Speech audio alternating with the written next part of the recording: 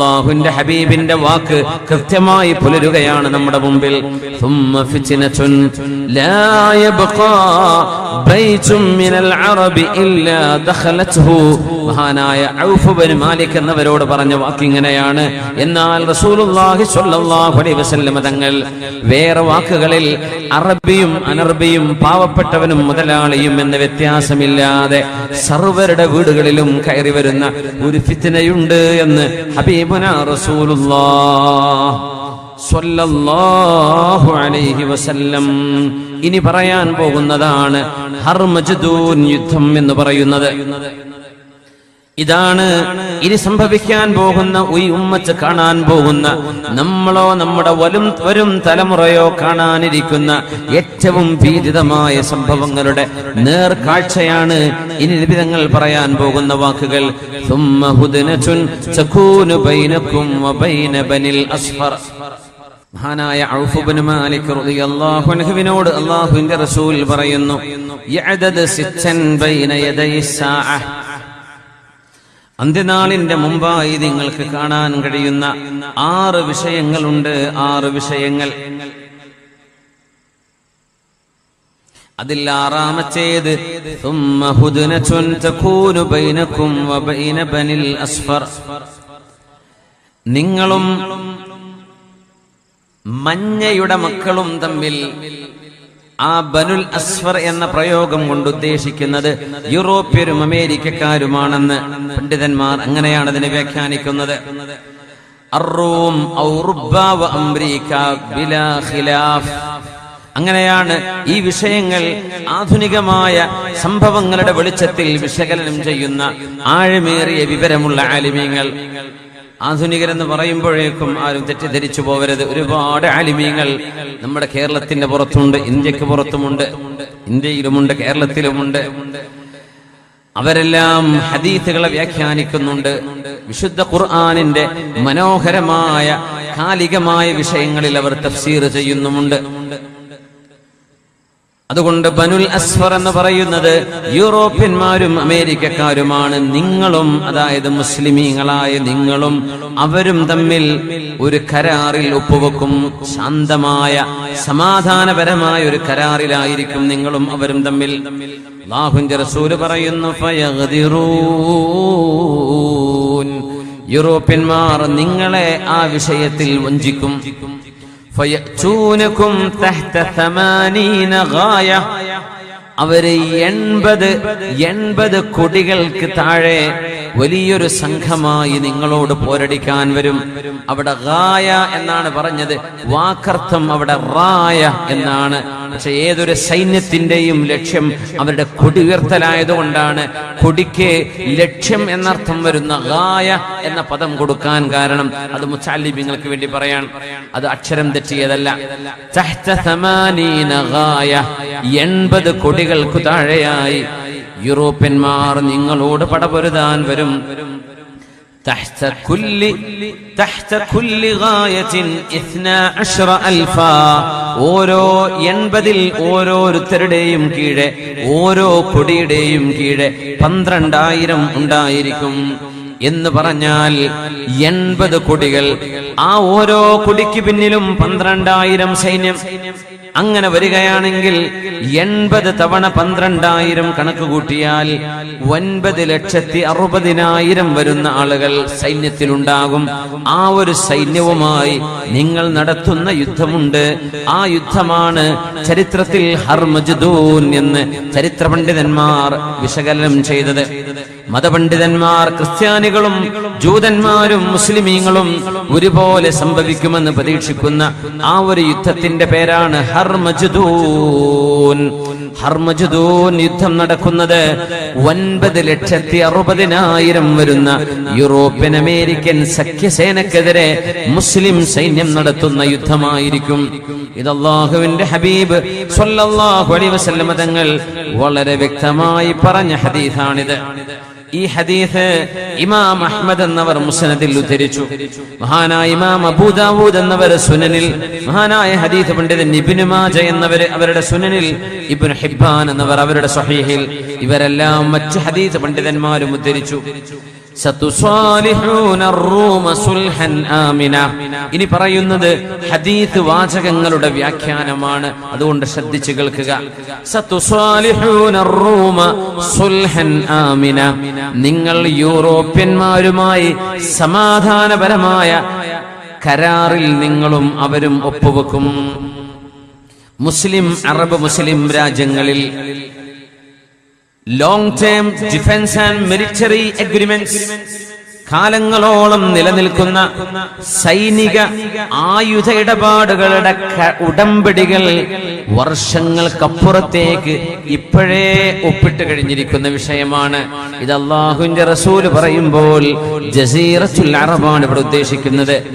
അതായത് ഇന്ന് നമ്മൾ കാണുന്ന സൗദി അറേബ്യയും യമനും UAE-യും ഖത്തറും കുവൈറ്റും ബഹ്റൈനും നിലകൊള്ളുന്ന ഈ രാജ്യങ്ങളെയാണ് ജസീറത്തുൽ അറബ്, ദ അറേബ്യൻ പെനിൻസുല എന്ന് പറയുന്നത്. അറേബ്യൻ ഉപഭൂഖണ്ഡം. അവിടെയുള്ള ആളുകളിൽ സംഭവിക്കുന്ന വിഷയമാണ് നബി തങ്ങൾ ഈ പറയുന്നത്. 9,60,000-ഓളം വരുന്ന ശത്രുക്കളായി യൂറോപ്യന്മാരോട് നിങ്ങൾ യുദ്ധം ചെയ്യുന്നതിന്റെ മുമ്പ് അവരും നിങ്ങളും തമ്മിൽ സമാധാനപരമായ കരാറിൽ ഒപ്പുവെച്ചിട്ടുണ്ടാകും. സതുസാലിഹൂന റൂമ സുൽഹൻ ആമിന. നമ്മളറിയാം, നമുക്കിന്നറിയാം, ഗൾഫ് രാജ്യങ്ങളിൽ മുസ്ലിം രാജ്യങ്ങളിൽ, മുസ്ലിം ഭൂരിപക്ഷ രാജ്യങ്ങളിൽ, ഈജിപ്ത് അടക്കമുള്ള രാജ്യങ്ങളിൽ അമേരിക്കൻ യൂറോപ്യൻ സൈന്യത്തിന്റെ ബേസുകളില്ലാത്ത രാജ്യങ്ങൾ ഇല്ല തന്നെ. നിങ്ങൾ ആലോചിച്ചു നോക്കൂ. നബി തങ്ങൾ ഇത് പറയുമ്പോൾ 21-ാം നൂറ്റാണ്ടിലും 20-ാം നൂറ്റാണ്ടിന്റെ പകുതിക്ക് ശേഷവും നടന്ന ഈ സംഭവങ്ങൾ ലോക ഭൂപടത്തിൽ, അറബ് ഭൂപടത്തിൽ ചിന്തിക്കാൻ കഴിയാത്തതായിരുന്നു. എണ്ണയുടെ കണ്ടെത്തലിന്റെ ശേഷം, അതിന് മുമ്പില്ല. അതിനു മുമ്പ് മനുഷ്യന്മാർ ആട്ടിടയന്മാരാണ്. എണ്ണ കണ്ടെത്തപ്പെടുന്നത് 960-കളിൽ. അതിന് ശേഷമാണ് അവിടെ സാമ്പത്തികമായ ബൂമിംഗ്, സാമ്പത്തികമായ മുന്നേറ്റം ഉണ്ടാകുന്നത്. അതിൽ പിന്നെയാണ് ലോകരാജ്യങ്ങളിൽ നിന്ന് വിദേശികളായ ആളുകൾ അവിടെ വന്ന് ജോലിക്കും ഫാക്ടറിയും കച്ചവടങ്ങളും ഒക്കെ തുടങ്ങുന്നത്. അങ്ങനെയാണ് നമ്മുടെ കാഞ്ഞങ്ങാട്ടുകാർ ഒരുപാട് ബക്കാലകളും സൂപ്പർ മാർക്കറ്റുകളൊക്കെ അവിടെ തുടങ്ങിയത്, അല്ലേ? അങ്ങനെയാണ് സാമ്പത്തികമായ ആ ഒരു ഉന്നതി അവിടെ വന്നില്ലായിരുന്നുവെങ്കിൽ ആരവിടേക്ക് തിരിഞ്ഞു നോക്കും? പച്ചവെള്ളം കിട്ടാത്ത നാടല്ലേ അത്? നമ്മൾ ആലോചിച്ചു നോക്കൂ. മരുഭൂമിയിൽ പച്ചവെള്ളം കിട്ടുമോ? നമ്മുടെ കേരളത്തിലാണെന്ന് സങ്കല്പിക്കുക. പച്ചവെള്ളമെങ്കിലും കുടിച്ചുകൂടെ? വല്ല പുഴയിന്നും കിണറ്റിന്നും കുളത്തിൽ നിന്നെങ്കിലും ഇത് കിട്ടുമോ? ഗൾഫ് രാജ്യങ്ങളിൽ ആ എണ്ണപ്പാടങ്ങൾ കണ്ടെത്തില്ലായിരുന്നുവെങ്കിൽ, ഡീസലും പെട്രോളും നാച്ചുറൽ ഗ്യാസും ഇല്ലായിരുന്നെങ്കിൽ ആരവിടേക്ക് ചെല്ലും? അതുകൊണ്ട് 960-കൾക്ക് ശേഷം യൂറോപ്യൻ അമേരിക്കൻ നാടുകളുമായുള്ള കരാറിൽ അറബ് രാജ്യങ്ങൾ ഒപ്പുവെച്ചു. പേര് പറയേണ്ട ആവശ്യമില്ലാത്ത വിധം എല്ലാ അറബ് മുസ്ലിം രാജ്യങ്ങളും ഇത് നബി തങ്ങൾ പറഞ്ഞു. സതുസാലിഹൂന റൂമ സുൽഹൻ ആമിന. നിങ്ങൾ യൂറോപ്യരുമായി അമേരിക്കക്കാരുമായി സമാധാനപരമായ കരാറുകളിൽ നിങ്ങൾ ഒപ്പുവെക്കും. റസൂലുള്ളാഹി സ്വല്ലല്ലാഹു അലൈഹി വസല്ലം ثم تغزون أنتم وهم عدوا. ആ കരാറിന്റെ അടിസ്ഥാനത്തിൽ നിങ്ങൾ മുസ്ലിമീങ്ങളെ അമേരിക്കൻ യൂറോപ്യൻ സൈന്യം ഒരു യുദ്ധത്തിൽ സഹായിക്കണം എന്ന കരാറുള്ളതിന്റെ പേരിൽ നിങ്ങളും അവരും ഒരുമിച്ച് മൂന്നാമതൊരു ശത്രുവിനെതിരെ നിങ്ങൾ ഒരു യുദ്ധം നടത്തും. ആ ശത്രു ആരാണെന്ന് നമുക്കറിയില്ല. ആരായിരിക്കും ആ ശത്രു? ഒന്നുകിൽ ആ ശത്രു ഈസ്റ്റേൺ രാജ്യമായിരിക്കും, അല്ല ചൈനയോ റഷ്യയോ അടക്കമുള്ള. അതല്ലെങ്കിൽ അത് ഷിആ ഭരണകൂടം നടക്കുന്ന ഇറാനായിരിക്കും എന്ന് സാധ്യതയുണ്ട്. കാരണം ഷിആ ഭൂരിപക്ഷ പ്രദേശങ്ങളിൽ നിന്നാണ് മുസ്ലിം ലോകത്തിന്റെ മെജോറിറ്റിക്കെതിരെ സമാധാനത്തിന് ഭീഷണി ഉണ്ടാകുന്നത്. ഇന്നതിന്റെ ചുവകൾ കെട്ടു തുടങ്ങുന്നുണ്ട്. ഇറാൻ അങ്ങോട്ട് ബോംബിട്ടെന്നും ഇങ്ങോട്ട് മിസൈൽ അയച്ചെന്നും, ഹൂസികൾ എന്ന് പറയുന്നത് പോലും, യമനിലെ ഹൂസികൾ പോലും ഇറാനിന്റെ സപ്പോർട്ടുമായി പ്രവർത്തിക്കുന്നവരാണെന്ന് മീഡിയകൾ പറയുമ്പോൾ ഇറാനെതിരായിരിക്കുമോ അറബ് സഖ്യസംഘവും യൂറോപ്പ് അമേരിക്കൻ സഖ്യസേനയും ചേർന്ന് നടത്തുന്ന യുദ്ധം ഇറാനെതിരാകുമോ? അല്ലാഹു അലം. അല്ലെങ്കിൽ ഇർഹാബ് എന്ന് പറയുന്ന, തീവ്രവാദം എന്ന് പറയുന്ന, തീവ്രപക്ഷക്കാരെന്ന് പറയുന്ന ഏതെങ്കിലും ഒരു സംഘങ്ങളെ ടാർഗറ്റ് ചെയ്ത് ഏതെങ്കിലും ഒരു രാജ്യത്ത് നിന്ന് തീവ്രവാദം ഉന്മൂലനം ചെയ്യാൻ അറബ് മുസ്ലിം രാജ്യങ്ങളും യൂറോപ്യൻ അമേരിക്കൻ സൈന്യവും ഒത്തുചേർന്ന് നടത്തുന്ന യുദ്ധമായിരിക്കാം. ഈ 3 സാധ്യതകളാണ് പണ്ഡിതന്മാർ മുന്നിൽ വെക്കുന്നത്. ഈ ഹദീസ് 21-ാം നൂറ്റാണ്ടിന്റെ രാഷ്ട്രീയ ചുറ്റുപാടുകളിൽ അതിന്റെ വ്യാഖ്യാനങ്ങൾ ഓരോരുത്തർക്കും ആലിമീങ്ങൾ അതിന്റെ ചുറ്റുപാടുകൾക്കനുസരിച്ച് വിവരിച്ചു തരും. അല്ലാഹുവിന്റെ ഹബീബ് പറയട്ടെ, വമാ യൻതിഖു അനിൽ ഹവാ ഇൻ ഹുവ ഇല്ലാ വഹ്യു യൂഹാ. വമാ യൻതിഖു, എന്റെ റസൂൽ പറയുന്നത് മുഴുവനും അനിൽ ഹവാ, അവരുടെ സ്വയ ഇഷ്ടപ്രകാരമല്ല നബി പറയുന്നത്.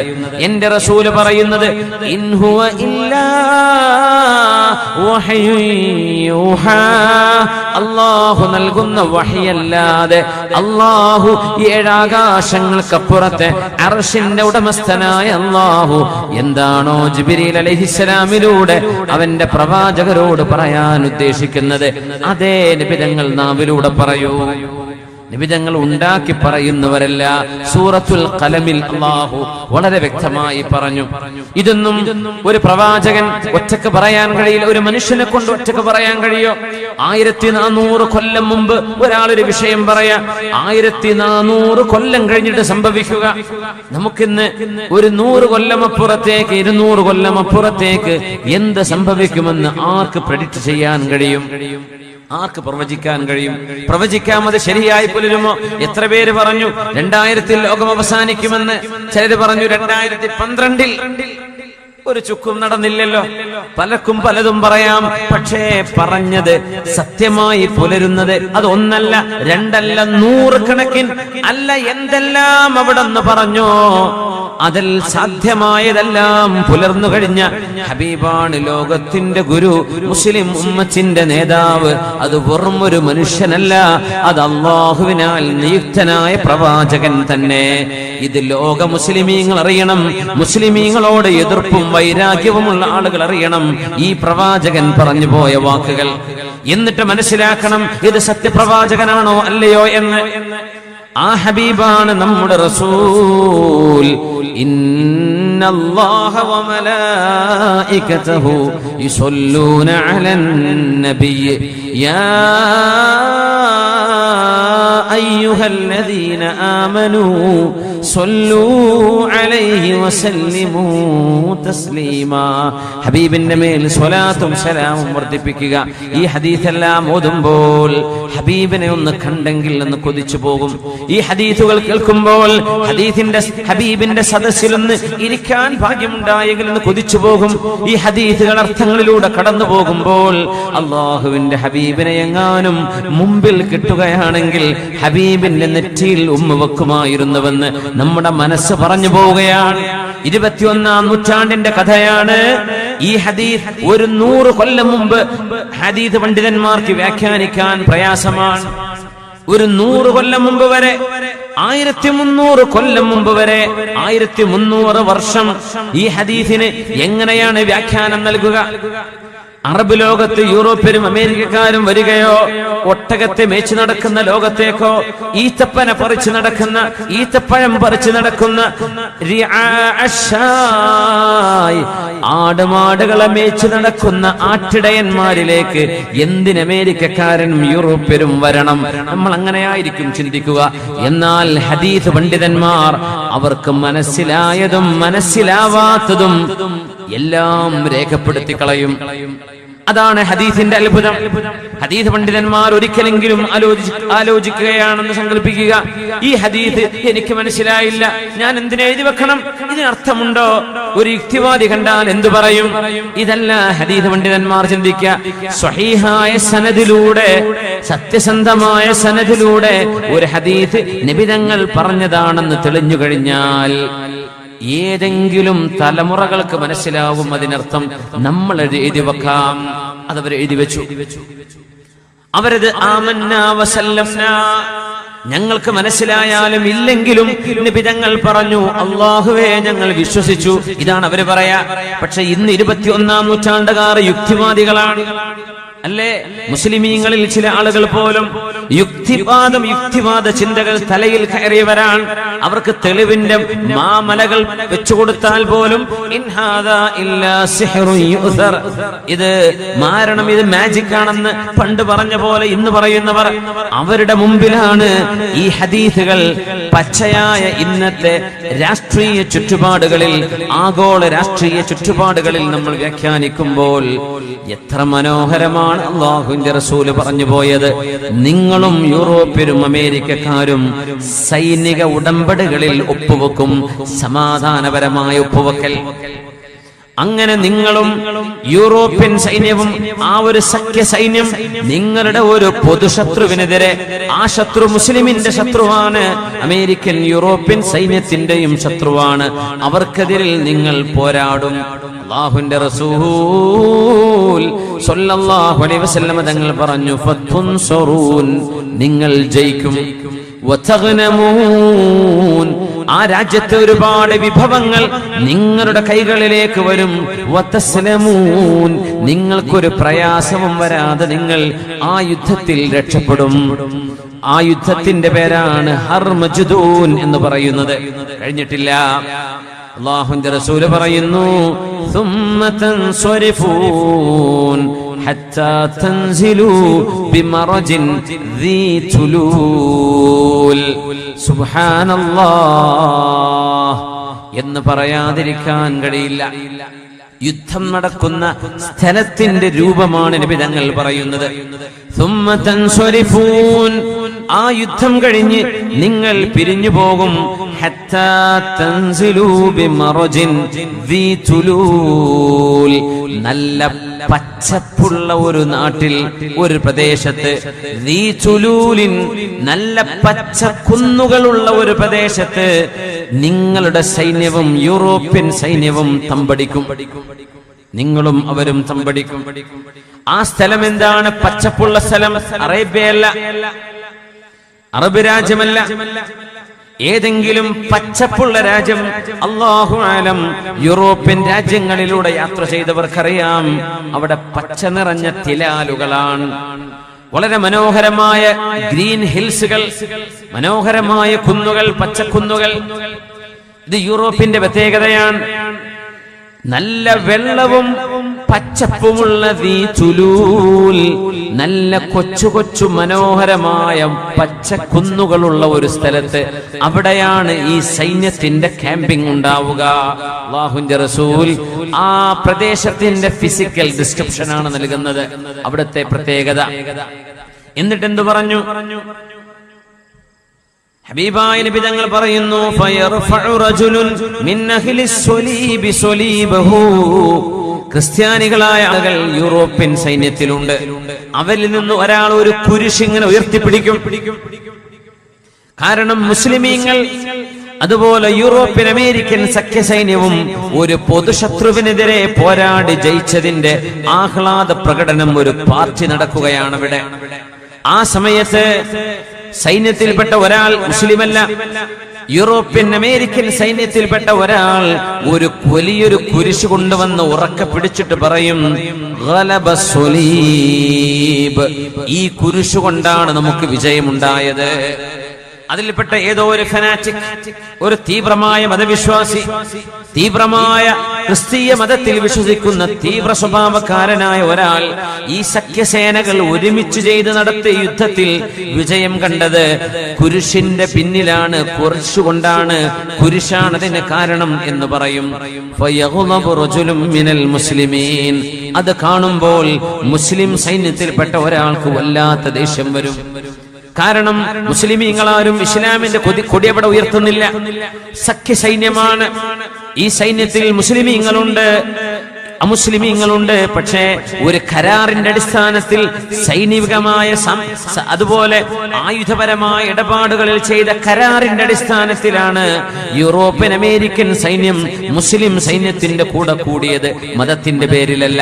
അവിടെയാണ് ഒരാൾ ഒരു മതത്തിന്റെ ചിഹ്നം അവിടെ ഉയർത്തി കാണിക്കുകയും കുരിശുയർത്തിപ്പിടിക്കുകയും കുരിശുകൊണ്ടാണ് വിജയിച്ചതെന്ന് അവകാശവാദം ഉന്നയിക്കുകയും ചെയ്യുമ്പോൾ ഫയഖൂമു ഇലൈഹി ഫയദ്ഫഉഹു, ആ മുസ്ലിമായ മനുഷ്യൻ വന്നിട്ട് ആ കുരിശു പിടിച്ച മനുഷ്യനെ, കുരിശു പിടിച്ച് അവകാശവാദം ഉന്നയിച്ച മനുഷ്യനെ പിടിച്ചു തള്ളും.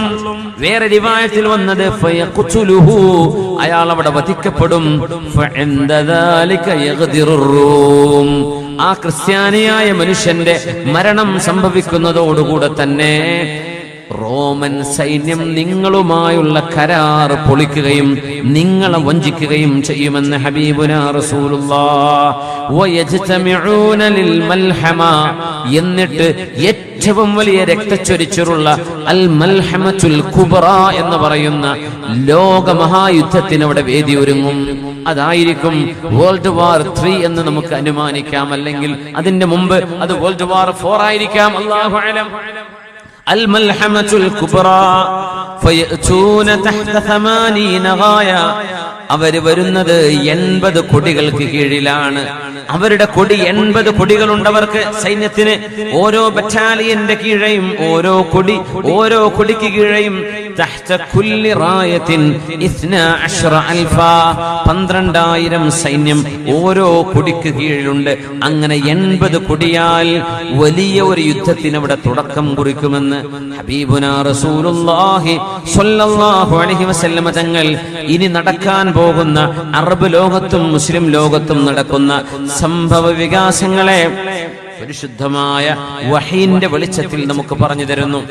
ഇത് പേടിക്കാനല്ല, മുസ്ലിമീങ്ങളായ ആളുകൾ അവിടെ പേടിക്കാതെ നിലകൊള്ളണം എന്ന് നബി തങ്ങൾ പറയുമായിരുന്നു. ലാ തസാലു ത്വായിഫത്തും മിൻ ഉമ്മതി ظاهرين على الحق لا يضرهم من خالفهم إلى يوم القيامة. ലോകാവസാനം വരെ എന്റെ ഉമ്മത്തിലെ ഒരു വിഭാഗം ആളുകൾ ആരെന്ത് പേടിപ്പിച്ചാലും പേടിക്കാതെ, ആരെന്ത് പ്രകോപനങ്ങൾ ചെയ്താലും പ്രകോപനങ്ങൾക്കും അടിമകളാവാതെ സത്യത്തിന്റെ മാർഗത്തിൽ നെഞ്ചൊടുപ്പോടെ തലയുയർത്തി നിൽക്കുന്ന ഒരു വിഭാഗം എന്റെ ഉമ്മത്തിൽ ഖിയാമത്ത് നാൾ വരെ ഉണ്ടായിരിക്കും. ആരെന്ത് ചെയ്താലും അവരുടെ ഈമാൻ ഇളകുകയില്ല, അവർക്കൊരു പ്രയാസവും വരികയില്ല. ആ വിശ്വാസികളെ മുഴുവനും ഏറ്റെടുക്കാൻ കാലത്തിന്റെ യുഗപുരുഷൻ ഇമാമുന മഹ്ദി റളിയല്ലാഹു അൻഹു ഏറ്റെടുക്കാൻ വരുന്നത് വരെ അവരാർക്കും ഒരു പ്രയാസവും വരില്ല. അതുകൊണ്ട് നിങ്ങളാണ് ഉത്തമർ, നിങ്ങളാണ് അൻതുമുൽ അഅലൗൻ വ അൻതുമുൽ അഅലൗന ഇൻ കുൻതും മുഅ്മിനീൻ. നിങ്ങളാണോ ഈമാനുള്ളവരെങ്കിൽ ഇതാ നിങ്ങൾക്ക് വിജയമുണ്ട്. നിങ്ങളെ പരാജയപ്പെടുത്താൻ, നിങ്ങളിലെ ആണുങ്ങളെയോ പെണ്ണുങ്ങളെയോ വിഷമിപ്പിക്കാൻ ഒരു ശക്തിക്കും സാധ്യമല്ല. അതുകൊണ്ട് അല്ലാഹുവിൽ ഉറച്ചു വിശ്വസിക്കുക. നമ്മൾ അറിയണം നമ്മൾ റസൂലുള്ളാഹിനെ കാണാത്തവരാണ്. നമ്മൾ അറിയണം നമ്മൾ വിശുദ്ധ ഖുർആൻ ഹബീബിന് ഇറങ്ങുമ്പോൾ അല്ലാഹുവിന്റെ ഹബീബ് തണുത്തുറച്ച രാത്രിയിൽ കിടന്ന് പിടക്കുന്ന ആ വിറക്കുന്നത് നബി തങ്ങൾക്ക് വഹി വരുന്നരംഗം ആയിഷ ബീവി പറയുന്നുണ്ട്. തണുത്തുറച്ച ഐശു പോലെ തണുപ്പുള്ള മദീനയുടെ തണുപ്പിൽ അല്ലാഹുവിന്റെ റസൂലിന് വഹി വന്നാൽ അവിടുത്തെ നെറ്റിത്തടത്തിൽ നിന്ന് വിയർപ്പുതുള്ളികൾ ധാരധാരയായി ഒഴുകുമായിരുന്നു. ഇതൊന്നും നമ്മൾ കണ്ടിട്ടില്ല. വിശുദ്ധ ഖുർആൻ 2 ചട്ടകൾക്കിടയിലാണ് നമ്മൾ കണ്ടത്. ഹബീബിനെ നമ്മൾ കണ്ടോ? ഇല്ല. അല്ലാഹുവിന്റെ ഹബീബ് പറയുമായിരുന്നു, എന്റെ ഇഖ്വാനികൾ, എന്റെ സഹോദരന്മാർ ഇതുവരെ ലോകത്ത് വരാത്തവരാണ്, ഇനി ലോകത്ത് വരാൻ പോകുന്നവർ. അന്ന് മദീനയിൽ ഒരു സ്വഹാബി മരണപ്പെട്ടപ്പോൾ ആ സ്വഹാബിയെ മറവ് ചെയ്യുകയാണ് ഹബീബുനാ റസൂലുള്ളാഹ് സ്വല്ലല്ലാഹു അലൈഹി വസല്ലം. നമ്മുടെ മരണപ്പെട്ട ഉമ്മയുടെ പേരെന്താ? ഫാത്തിമ എന്നൊരു ഉമ്മ ഇന്ന് മരണപ്പെട്ടു. അല്ലാഹു ആ മഹദിക്ക് മഗ്ഫിറത്ത് നൽകട്ടെ. അവരുടെ ഖബറിടം അല്ലാഹു സ്വർഗ്ഗത്തോപ്പാക്കി കൊടുക്കട്ടെ. 10 മണിക്ക് മറവ് ചെയ്യുന്ന 10:30 മറവ് ചെയ്ത് കാണും. അല്ലാഹു അവർക്ക് മഗ്ഫിറത്ത് കൊടുക്കട്ടെ. ഖബറിടം അല്ലാഹു സ്വർഗ്ഗത്തോപ്പാക്കി കൊടുക്കട്ടെ. ഇഫ്താരിയിലെ അല്ലാഹുവേ, ഹബീബായ നബി തങ്ങൾ അന്ന് മരണപ്പെട്ട ഒരു സ്വഹാബിയുടെ മയ്യത്ത് കർമ്മത്തിന് സാക്ഷിയായി ആ മയ്യത്തിനെ ഖബറിലേക്ക് ഇറക്കാനും ആ ഖബർ ഒരുക്കി കൊടുക്കാനും അവിടെ മണ്ണ് ഇട്ട് ആ ഖബറിന് വേണ്ട കാര്യങ്ങളൊക്കെ ചെയ്യാനും സ്വഹാബത്തിന്റെ കൂടെ നിന്ന് അല്ലാഹുവിന്റെ ഹബീബ് ഒരുപാട് അധ്വാനിച്ചതിന് ശേഷം സ്വഹാബികൾ ഇങ്ങനെ ചുറ്റും കൂടി നിൽക്കുമ്പോൾ അവരോട് പറയുന്നു, വദിത്തു ലൗ റഅയ്തു ഇഖ്വാനി, എന്റെ സഹോദരന്മാരെ ഞാൻ കണ്ടെങ്കിൽ എന്ന് കൊതിച്ചു പോവുകയാണ്. ഞാൻ കൊതിച്ചു പോകുന്നു, എന്റെ സഹോദരന്മാരെയൊക്കെ ഞാനൊന്ന് കണ്ടെങ്കിൽ. ഈ ഉമ്മച്ചികളിൽ വരാൻ പോകുന്ന സത്യവിശ്വാസികളെയും സത്യവിശ്വാസിനികളെയുമാണ് അല്ലാഹുവിന്റെ റസൂൽ ആ വാക്കുകൊണ്ട് ഉദ്ദേശിക്കുന്നത്. സ്വഹാബികൾ പറഞ്ഞില്ലയോ, അവലസ്നാ ഇഖ്വാനക യാ റസൂലല്ലാഹ്, നബിയെ ഞങ്ങൾ അങ്ങയുടെ സഹോദരന്മാരല്ലയോ? ഹബീബ് ഇരിക്കുന്നത് ഖബർസ്ഥാനിൽ, കയ്യിലൊരു ചെറിയ വടിയുണ്ടായിരുന്നു, അതുകൊണ്ട് മണ്ണിലെന്തോ നബി തങ്ങൾ വരക്കുന്നുണ്ട്. സ്വഹാബിമാർ ചുറ്റുമുണ്ട്. കഴിഞ്ഞുപോയ ഒരു കാലം മണ്ണിന് താഴെയുണ്ട്. അവിടെ വെച്ചാണ് ഹബീബ് ഈ വാക്ക് പറയുന്നത്, എന്റെ സഹോദരന്മാരെ കണ്ടെങ്കിൽ എന്ന് കൊതിച്ചു പോകുന്നു. അവര് ചോദിച്ചു, നബിയേ ഞങ്ങളല്ലയോ അങ്ങയുടെ സഹോദരന്മാർ? നിങ്ങളല്ല, നിങ്ങൾ എന്റെ അസ്ഹാബ്, എന്റെ അനുചരന്മാർ, എന്റെ അനുയായികൾ. അൻതും അസ്ഹാബി, നിങ്ങൾ എന്റെ കമ്പാനിയൻസ് ആണ്, നിങ്ങൾ എന്റെ കൂട്ടുകാരാണ്, നിങ്ങൾ എന്റെ ഡിസൈപ്പിൾസ്, എന്റെ ശിഷ്യന്മാർ. എന്നാൽ ഞാൻ ഈ പറയുന്ന സഹോദര സഹോദരിമാർ ഇതുവരെ ലോകത്ത് വരാത്തവർ, അല്ലദീന ലം യഅ്തു ബഅദ്, ഇതുവരെ ലോകത്തേക്ക് വന്നിട്ടില്ല അവർ. ഞാനിത് പറയുന്നത് ഈ സംഭവങ്ങൾ നബി തങ്ങൾ പറഞ്ഞ ഈ യുദ്ധങ്ങൾ എന്തേ നമ്മുടെ കാലത്ത് നടക്കുന്നു? നമുക്കെന്താണ് അതുകൊണ്ട് പ്രയോജനം? പേടിയല്ലാതെ എന്ന് ചിന്തിച്ചു പോവല്ലേ. നമ്മുടെ ഈമാനിന് അല്ലാഹു നൽകുന്ന വില ഈ സംഭവങ്ങൾ നടക്കുമ്പോൾ നബി തങ്ങൾ പറഞ്ഞ ഈ ഹദീസുകളെ മനസ്സിലാക്കിയിട്ടാണ് നമ്മൾ ജീവിക്കുന്നതെങ്കിൽ നമ്മുടെ ഈമാൻ അന്നത്തെ സ്വഹാബിമാരുടെ ഈമാനിനേക്കാളും 100 ഇരട്ടി വലുപ്പത്തിലും വണ്ണത്തിലും പ്രതിഫലം കിട്ടാൻ കഴിയുന്ന ഈമാനായി നമ്മുടെ ഈമാനിന് മാറാൻ കഴിയും. അല്ലാഹുവിന്റെ നബി തങ്ങൾ പറയുന്നു, ഞാൻ എന്റെ സഹോദരന്മാരെ കണ്ടെങ്കിൽ അവര് നിങ്ങളല്ല, അല്ലദീന ലം യഅ്തു ബഅദ്, ഇതുവരെ വരാത്തവർ, യുഅ്മിനൂന ബി വലം യറൗനി, എന്നെ കാണാതെ എന്നെ വിശ്വസിക്കുന്നവരാണവര്. അല്ലാഹു നമ്മളെയൊക്കെ ആ ഇഖ്വാനുകൾ എന്ന് പറഞ്ഞതിൽ അല്ലാഹു പെടുത്തി തരട്ടെ. നബി തങ്ങളെ നമ്മൾ കണ്ടിട്ടില്ല, പക്ഷെ ഹബീബിനെ കാണുന്ന പോലെ. യുഅ്മിനൂന ബി വലം യറൗനി, എന്നെ കാണാതെ എന്നെ വിശ്വസിക്കുന്നവരാണവർ.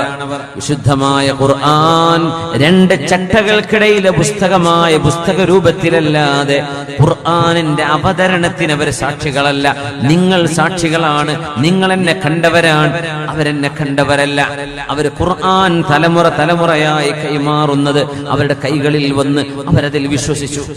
നിങ്ങൾ വിശ്വസിക്കുന്ന പോലെ അവരും വിശ്വസിച്ചു. അവരിൽപ്പെട്ട ഓരോരുത്തർക്കും 50 ആളിന്റെ കൂലിയുണ്ടാകും നാളെ അന്ത്യനാളിൽ അവർ വരുമ്പോൾ.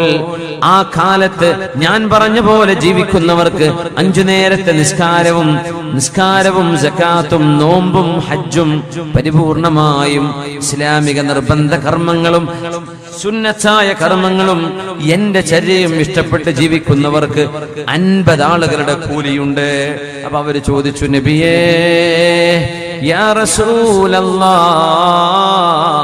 അല്ലാഹുവിന്റെ റസൂലേ, അവരിൽ 50 ആളിന്റെ കൂലി ഒരാൾക്കുണ്ട് എന്നാണോ? അല്ല അല്ല അല്ല, നിങ്ങൾ എന്റെ സ്വഹാബിമാർ, നിങ്ങളിൽ 50 ആളുകളുടെ കൂലി അവരിൽ ഒരാൾക്ക് അല്ലാഹു നൽകും. അപ്പൊ ചോദിച്ചു, നബിയേ എന്തേ അങ്ങനെ? എന്തേ ഞങ്ങളിൽ 50 ആളിന്റെ കൂലി ഒരാൾക്കെന്ന് നൽകപ്പെടുമെന്ന് പറയാൻ കാരണം?